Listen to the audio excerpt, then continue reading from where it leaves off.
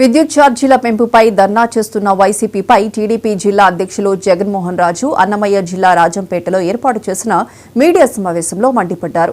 10 సార్లు విద్యుత్ ఛార్జీలు పెంచిన ఘనత వైసీపీ ప్రభుత్వానిదే. పెంచిన విద్యుత్ ఛార్జీలు ఎలా తగ్గించాలో చూస్తున్న ప్రభుత్వం టీడీపీ అని చెప్పారు. రాజంపేట ప్రజల సమస్యలు పట్టించుకుని ఎమ్మెల్యే అమర్నాథ్ రెడ్డి ఎమ్మెల్యే పదవికి రాజీనామా చేయాలి.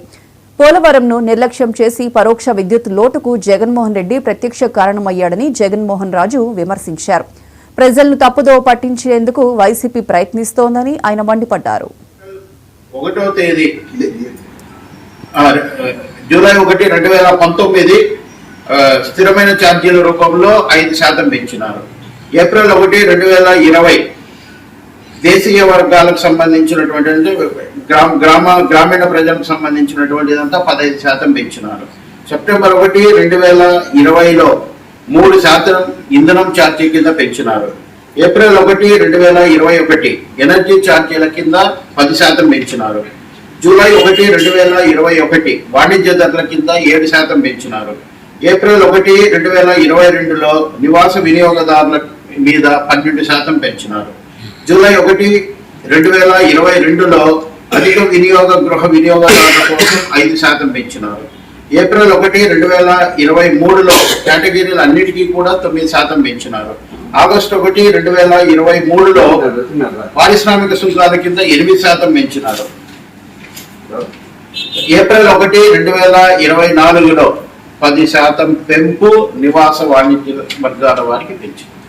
ఈ విధంగా మీ ప్రభుత్వంలో 10 సార్లు పెంచడమే కాకుండా మీరు తీసుకున్నటువంటి అనాలోచితమైనటువంటి నిర్ణయాల వల్ల ఇవాళ ఎంతో భారం, దాదాపు 1,26,000 కోట్ల రూపాయల విద్యుత్ భారం ప్రజల మీద పడే విధంగా ఉంది.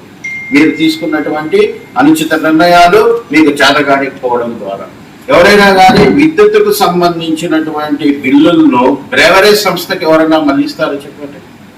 దాదాపు 11,000 కోట్ల రూపాయలు బ్రేవరేజ్ సంస్థకు మళ్లించారు.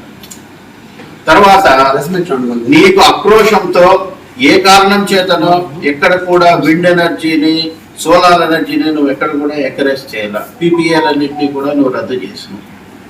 అతిపెద్ద విద్యుత్ ఉత్పత్తి ప్రాజెక్ట్ అయినటువంటి పోలవరాన్ని నిర్మించకపోవడం కూడా మనకు వచ్చినటువంటి ఈ డెఫిషియన్సీకి కారణం. ఇన్ని విధాలుగా నువ్వు విద్యుత్ రంగాన్ని నాశనం చేసి ఇంకా పెంచకుండా ఉన్నటువంటి విద్యుత్ ఛార్జీలు తెలుగుదేశం పార్టీ పెంచేసింది అని చెప్పి నానాయాగి చేస్తున్నామంటే మీరు ఎంత స్థాయికి దిగజారినారు అంటే కనుక చంద్రబాబు పాలనలో మనకి ఏ సమస్యలు దొరకవు, ప్రజారంజకంగా పాలన సాగుతూ ఉంది. కాబట్టి అబద్ధాలు చెప్పైనా కానీ ఏదో ఉద్యమాలు చెప్పి ప్రజలు దాన్ని మళ్లించాలనేటువంటి ప్రయత్నం ఈ వైసీపీ ప్రభుత్వం చేస్తూ ఉంది.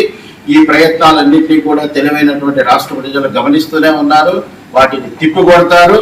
ఇప్పుడు ఇంతకుముందు అయినా 11 స్థానాలు వచ్చినాయి.